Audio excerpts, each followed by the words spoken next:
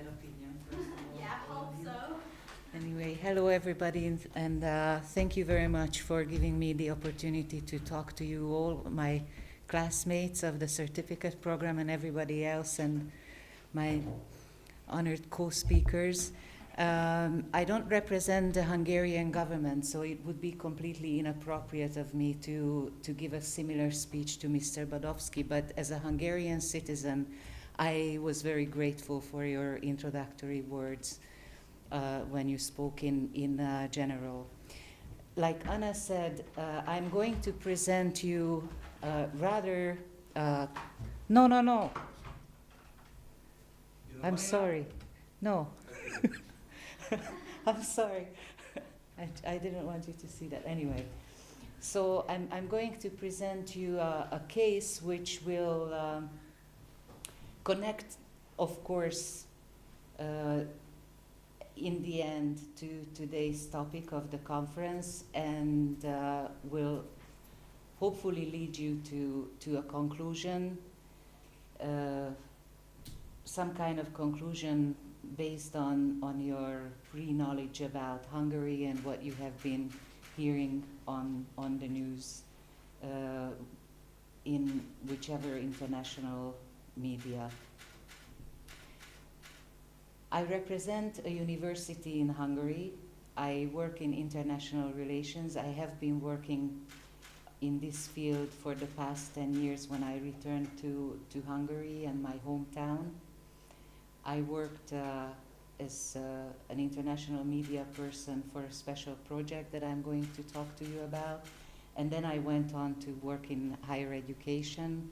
For 3 years in the framework of an EU project, I was promoting Hungarian higher education as such in general throughout the world. And now I represent one particular university, or maybe even more specifically, the art school, the Faculty of Music and Visual Arts of the university.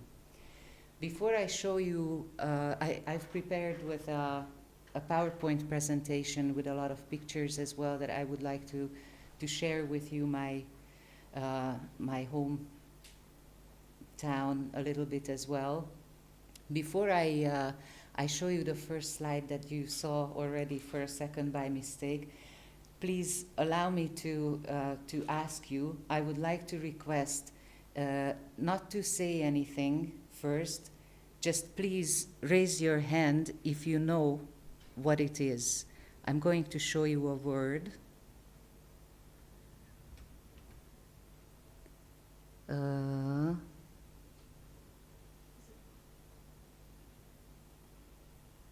I've done something wrong, I'm afraid.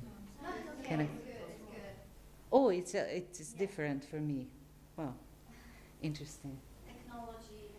Yeah. Anyway, so please raise your hand if you know what this is. Okay. And can you read it out, please? Those who know what it is. I would say patch, but I would pretend wrong. How would you say it? Patch. Pécs? Anna? I Give it a try, come on. It's not PAX, definitely not PAX. It's like No, it's definitely not. PAS, yeah. And can you tell me what it is? Those who knew, some of you knew what it was. It's a city. It's a city, that's right. Whereabout? Do you know? In Hungary. Wow, that's right. This is my hometown, and you were almost right, actually. I would like to give you just a little lesson, since I have the opportunity, so why not teach you? So it's pronounced Pécs. Pécs. Thank you. Yeah, P is just like a P. A is the A would sound in the English word day. So P. And S, what is it? CS in Hungarian, interestingly enough, can be one letter. And it's pronounced like in beach. So it's pronounced Pécs. As a reward, because you were so good at pronouncing it, I would like to show you the main square of the city. This is our renewed main square with a mosque in the middle, which we'll come back to later on. As you can see, there are a couple of statues with the horse. That's a Hungarian guy from history, and the Holy Trinity column, and in the background, that's like the symbol of the city. That's a mosque. And the city center by night. Okay, just for those who don't know where it is, let me show you. It's important because if you hear about Hungary, what do you think of? What do you know about Hungary? Goulash. Usually? Goulash. Wine. Wine. Yeah. And Budapest, one of the most Yeah. beautiful cities in Europe. Mm-hmm. Well, thank you. That's what I was thinking. That everybody only knows Budapest because we're so tiny in the middle of Europe. Nobody knows any other city besides Budapest usually, or maybe Germans, especially former East Germany. Plattensee. Does it tell you anything? The Lake Balaton in Hungarian, it's called Balaton. Yeah. That used to be a very favored destination. But people usually don't know about other cities. And Budapest is up here somewhere, right by the Danube, and Pécs is down here in the southwest of the country. Well, I think it's the 5th largest Hungarian city, which sounds great, but Hungary itself is quite small, with about 10 million inhabitants, and Budapest has about 2 million, and Pécs has 160. And with this number, we're the 5th largest Hungarian city, a county seat, by the way. I'm just telling you these numbers so that you understand the scale we're talking about. But it's in a very good location. We are well connected as far as travel is concerned in Europe, so that's why probably it's a good destination for those who are interested. And that's one of the reasons, the geography of the city, why we became European Capital of Culture in 2010. Do you happen to know about this European project called European Capital of Culture? What do you know about this? Does anyone know? Or would like to? Two cities basically Mhm. to represent the European culture from different countries, regions. Yeah, it's actually quite a big thing in Europe, and the idea came from this rigorous-looking lady. She's Greek. Her name is, or was, she passed away, Melina Mercouri. She was Greek Prime Minister back a long time ago, early 80s, late 70s, something like that. And it was her idea. She was an artist herself, and that was her idea to shift the emphasis in politics as well, a little bit from just economy to culture and education as well. And she kept saying that we have to come up with something huge, something pan-European that would reach out to the whole world, and it would be a continuous project that would focus on culture and education and more on our soul than anything else. And so the first it was called something else. It was called the City of Culture, European City of Culture. And the first European City of Culture was, of course, Athens. I'm saying of course because she was Greek herself. And it happened in 1985. And ever since then, every year, there is 1, 2, or maybe 3 cities selected, designated European capitals of culture throughout Europe, and there is special focus on these cities. I've listed some of them for you, including Sibiu. There was somebody from Sibiu. Actually, we were also in contact when Pécs was European Capital of Culture.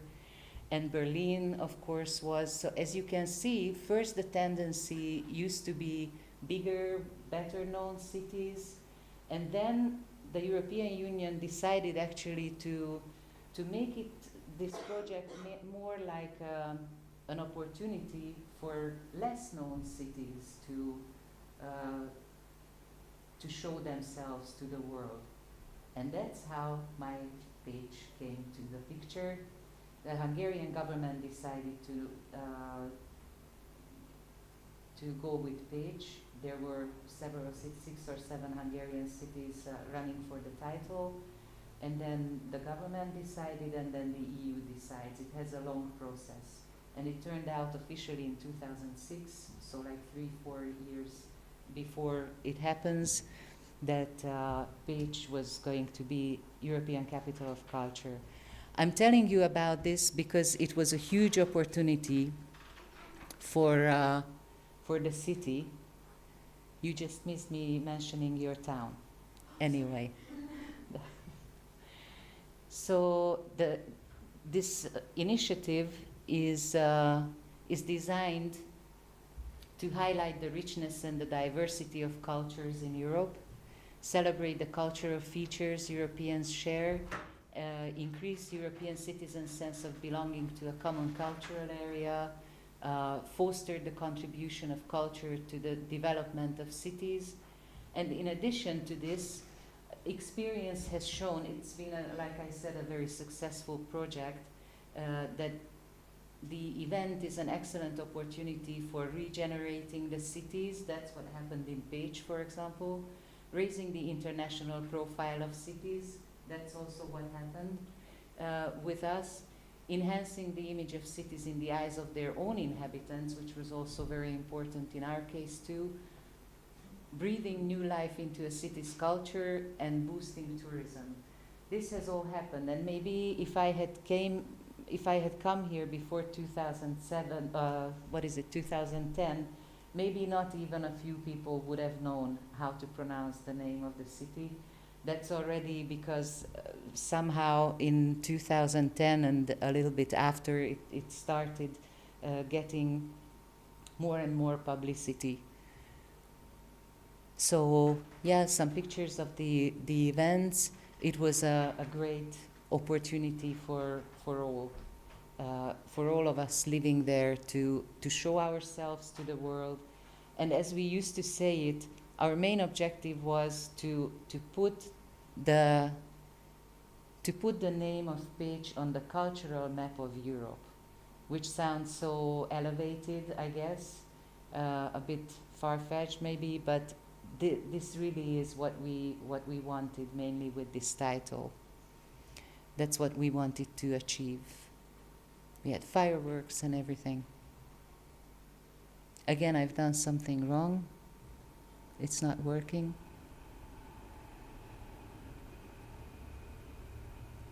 Where's this guy?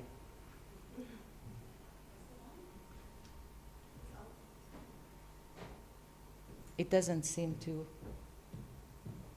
move.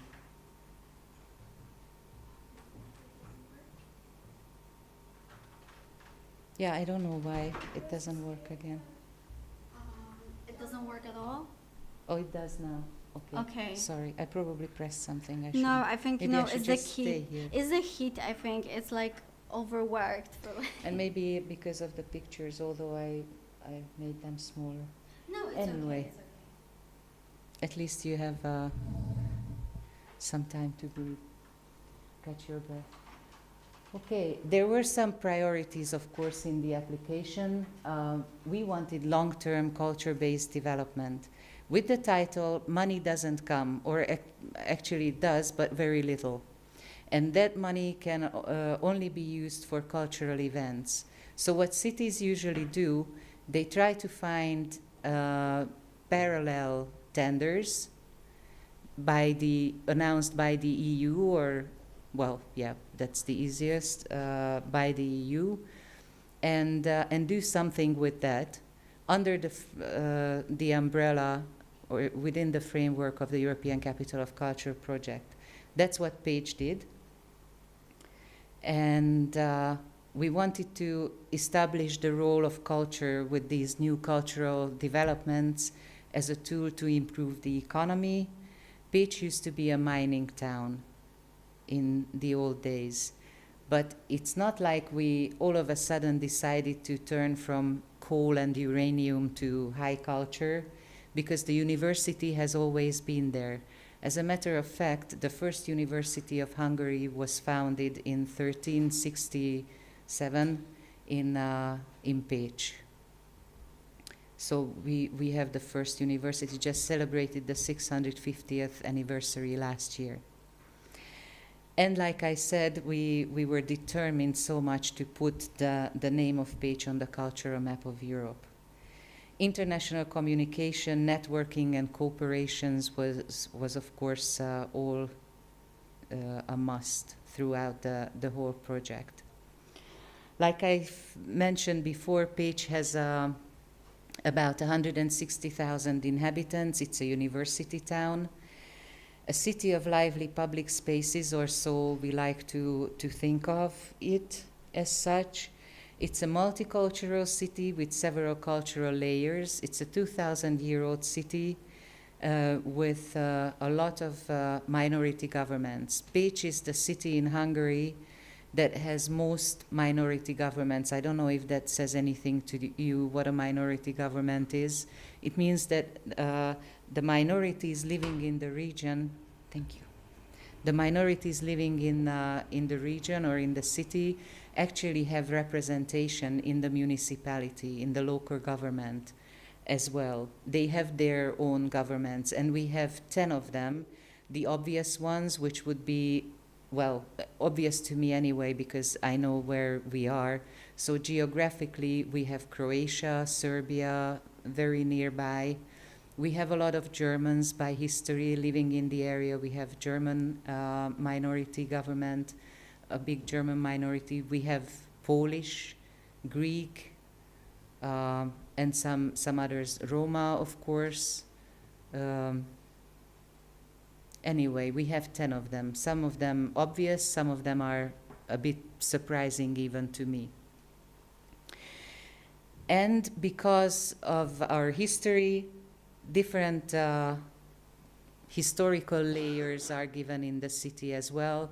Like you can see, it's an aerial view of the main square with the mosque that I showed you. The mosque, of course, comes from the time of the Ottoman Empire. The Turks were there for 150 years in our country. In the Pécs 2010 European Capital of Culture project, the title of the tender was The Borderless City, which appealed apparently very much to the European Union. By this title, we already wanted to show that we are so open and accepting, and because of the multicultural nature of the city, and the geographical location, we are also very much open and willing to be taking the role of being a sort of like a gateway city between Southeastern Europe and Western Europe. So between the Balkans and the Western states, because we are right in the middle. And we're always proud of it and like to also exploit the fact that Pécs is such an old city with a lot of heritage, a lot of tradition, but at the same time we have the university there, which is a science university to top it all, a research university. So we have tradition and innovation hand in hand with each other in the city. There were so many events connected to 2010, hundreds of cultural events, projects with the participation of artists invited from over 50 countries. I was responsible for international media relations during 2010. And of course, a lot of journalists from Europe would come, approach us, and already then, that was the time, remember the movie that we saw last night with the Hungarian guard marching around? I don't know where they are, actually. I just saw them back then on TV once, and then, thank God, they like disappeared, or I don't know where they are. But back then, it was already an issue. And German, Austrian, Spanish, French, English, whatever journalists would come, supposedly interested in the cultural events of the cultural project, which they were, of course, but they were also interested in politics. You're a journalist. Once you've traveled to a country, of course, you would like to know as much as possible. You write to a cultural paper, you write to a political paper about something else.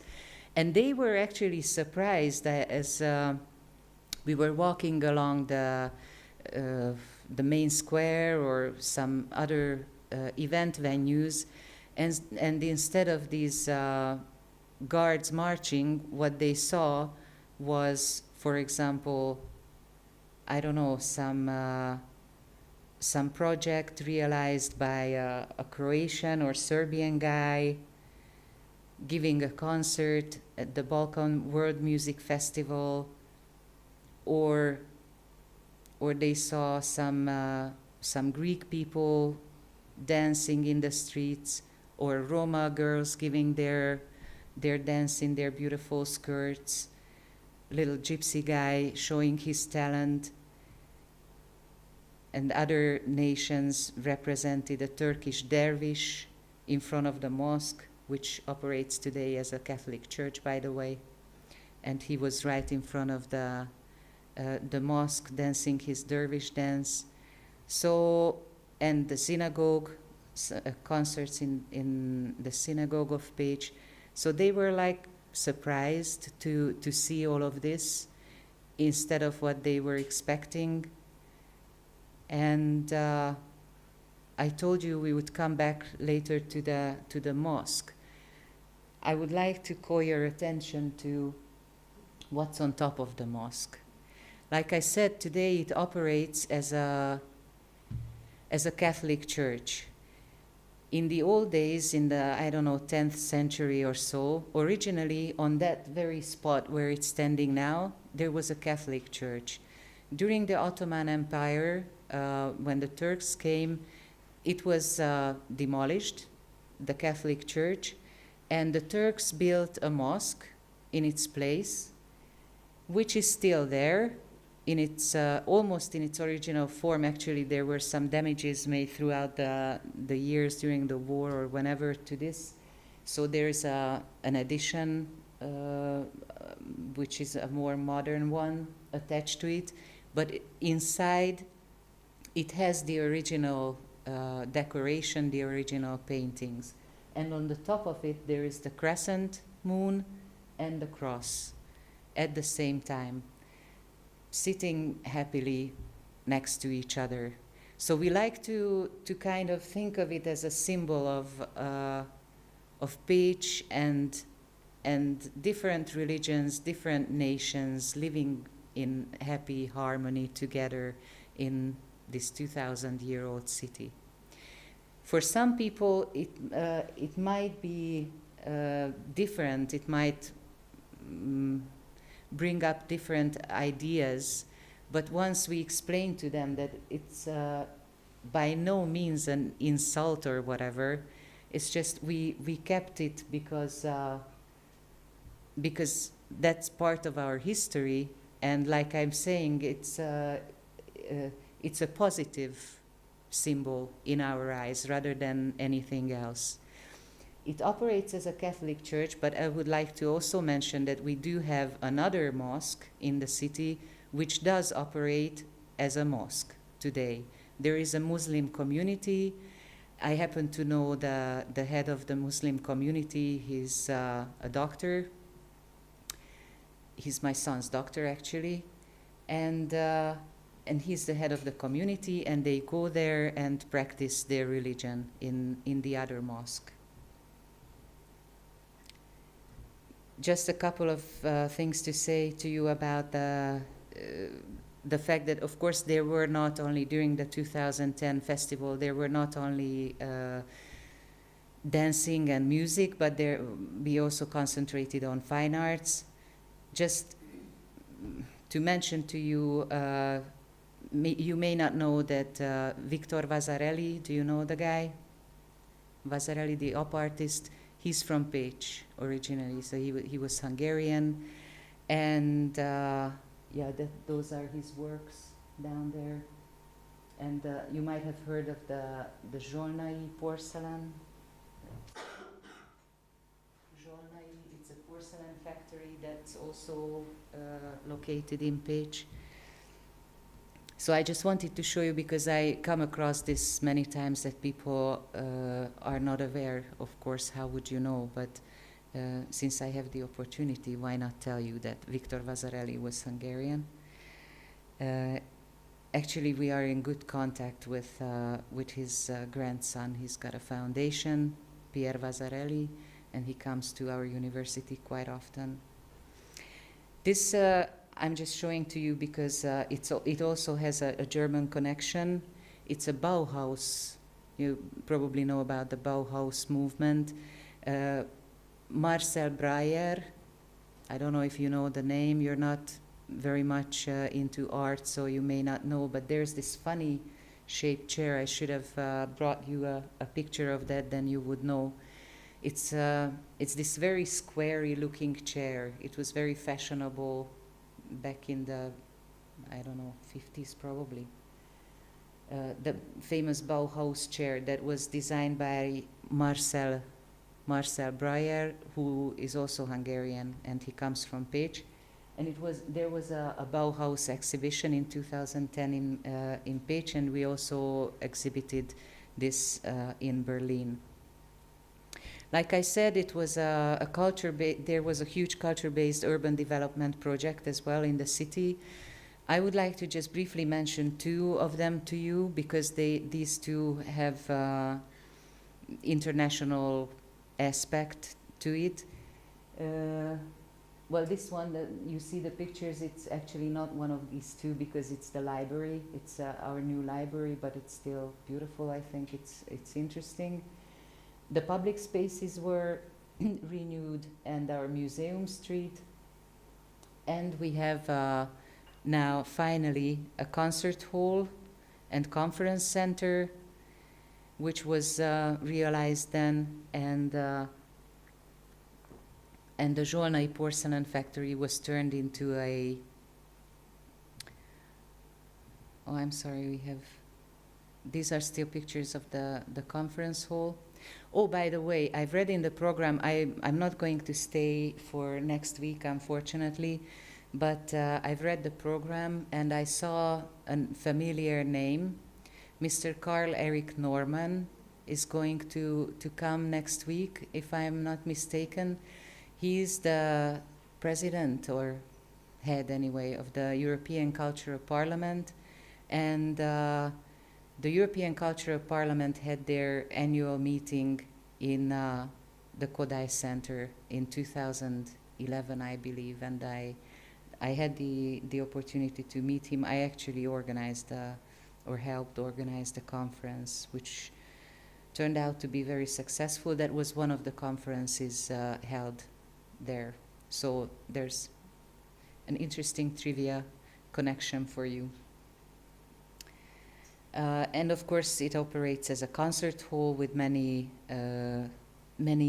well-known musicians, Krzysztof Penderecki being one of them. He was there. I actually interviewed him. And Maxim Vengerov, this Russian guy, violinist and conductor, he actually said that this building was the Stradivarius of architecture or something. He was really fascinated by it.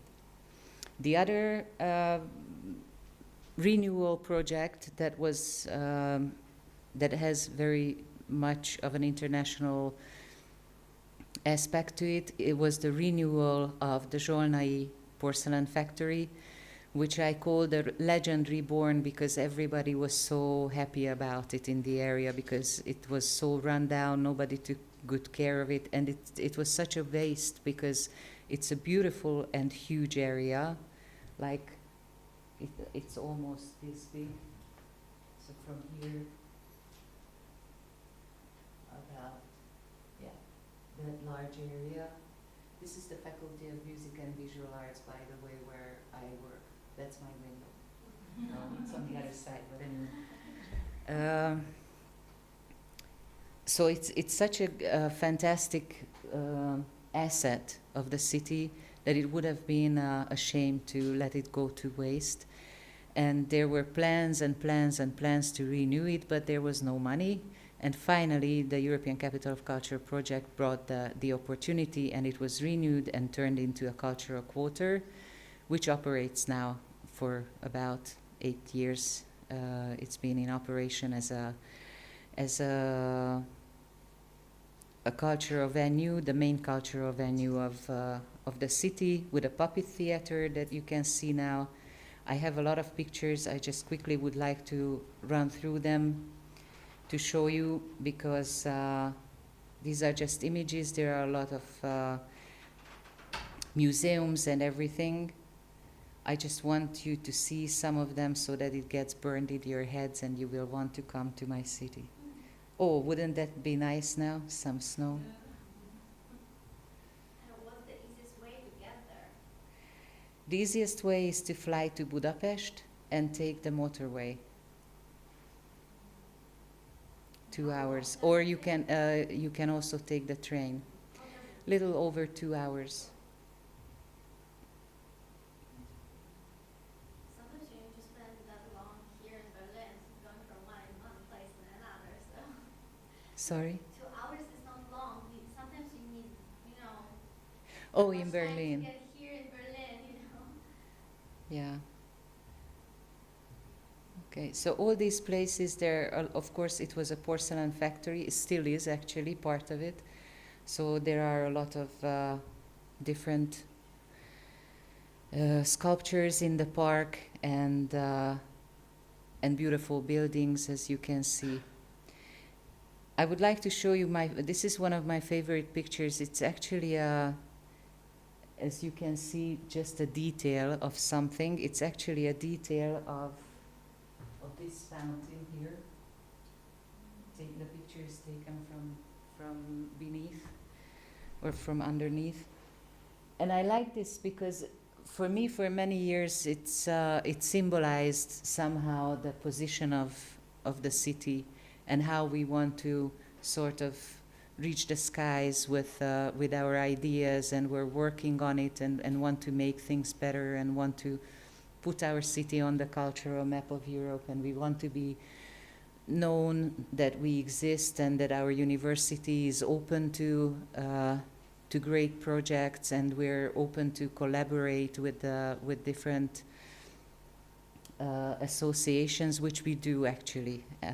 So like the Compostela group we are in, and yeah, 2010 was over, but many of the achievements remained with us, and the university also got a lot out of it. And as you proved me, some of you even heard the name of the city. So that's a good thing to know. There are only 9 here, but now we again have 10 faculties. These are the university faculties. We are a full university in Pécs, and it's the largest employer of the region, the university, because of the clinics, of course. The hospitals belong to the university as well. I would like to share with you just a few few numbers about the university. In the rankings, we are in the top 3 universities. The name is the University of Pécs, just simply as like that.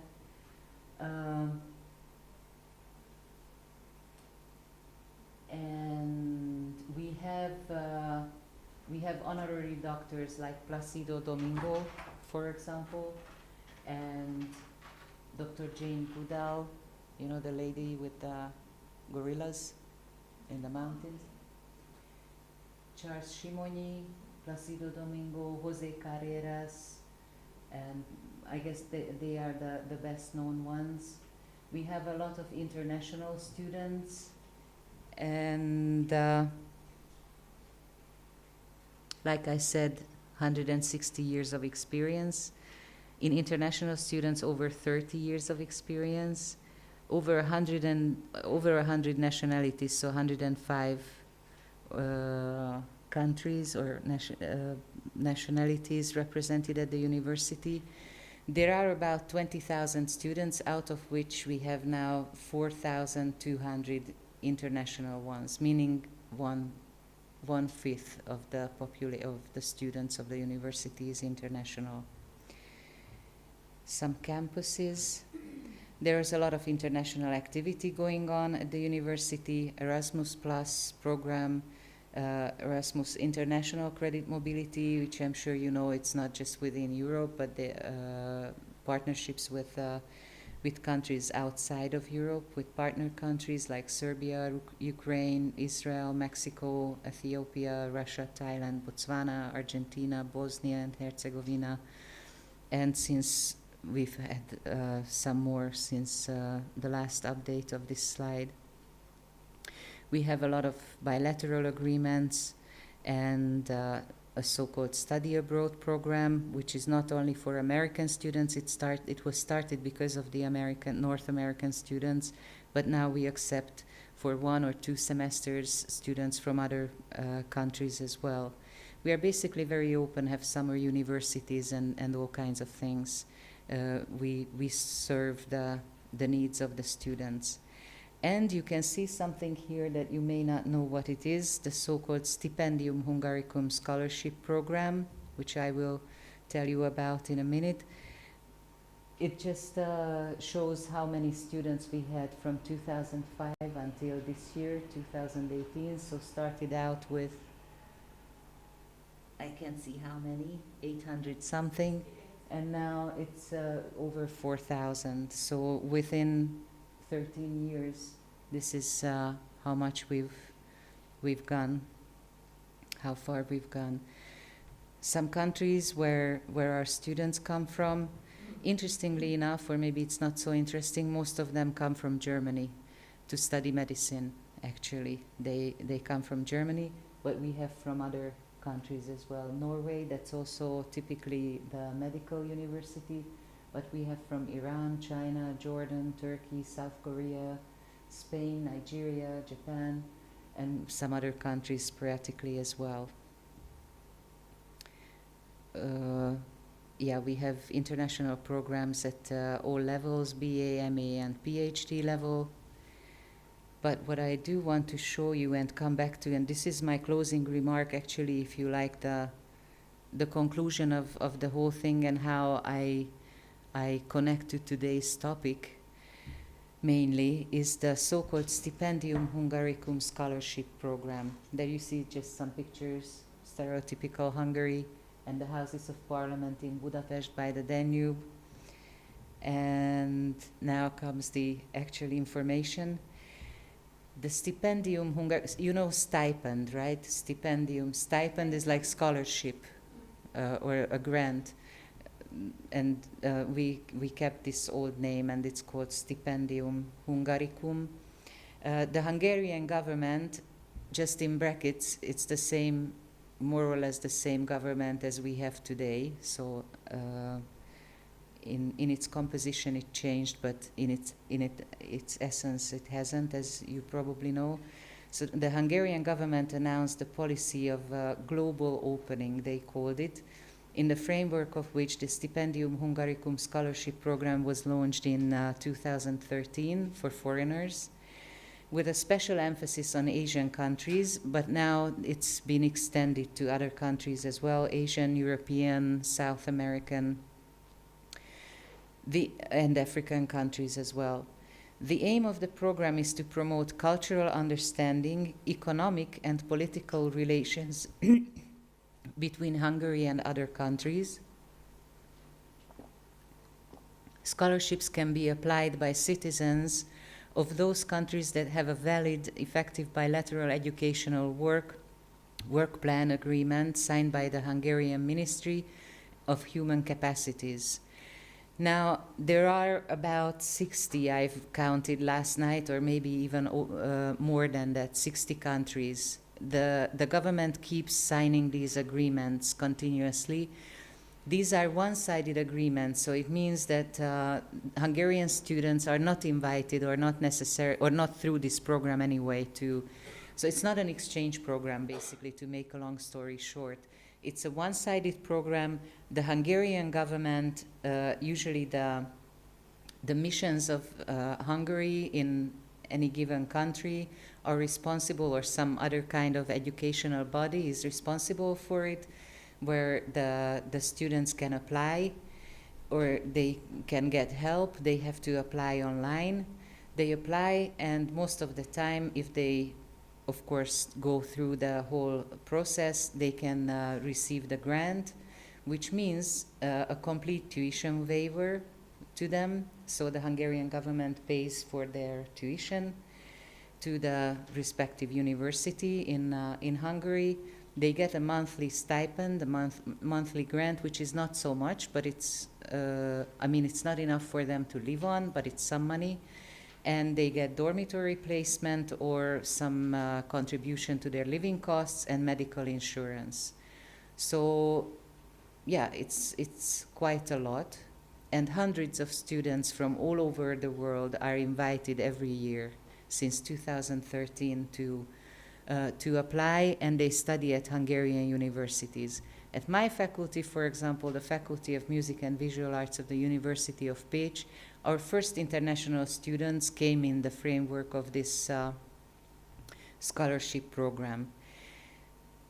Like I've told you, it's the official statement of the government what the aim is with this program, and of course it's cultural diplomacy at large. These guys come to our country to study, we pay to them, and when they go back to their country, if they go back to their country, or they stay in Hungary or go to another country, they're like gonna be ambassadors of our country as well themselves. Yeah. Like I said, we at the Faculty of Music and Visual Arts, we have our first international students through this program.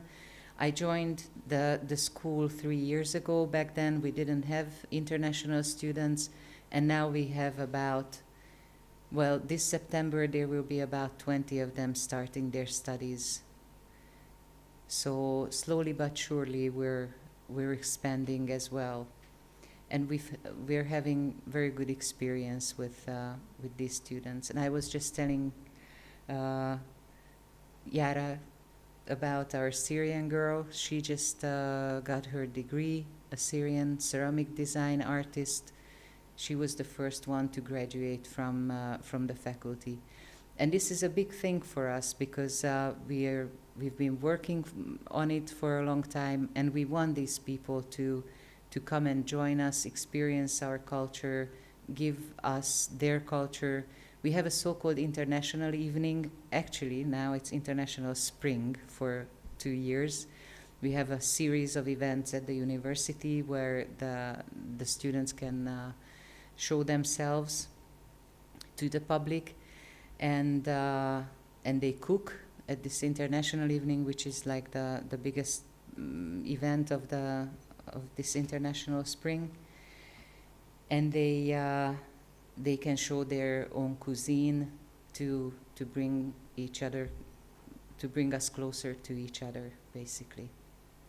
Okay, so that was the introduction. If you have, oh yeah, that's my email address there. If you feel I could be of any source of information or help to you, please feel free to contact me. Thank you very much. Thank you.